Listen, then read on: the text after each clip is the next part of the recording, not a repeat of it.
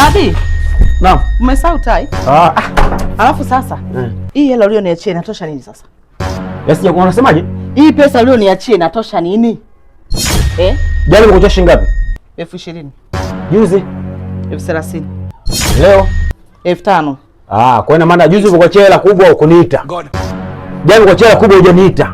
Nimekuachia 5,000 umeniita.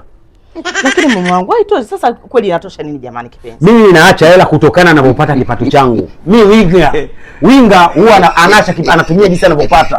Si umeelewa? Leta hilo. Na nisikusikie umetoa mguu wako kokote hapa. Ndani kuna mchele, kuna unga, kuna mafuta, gesi imejaa. Hii 5,000 ndogo hii. Na upo na D. Hii 5,000 ndogo hii. Mume wangu.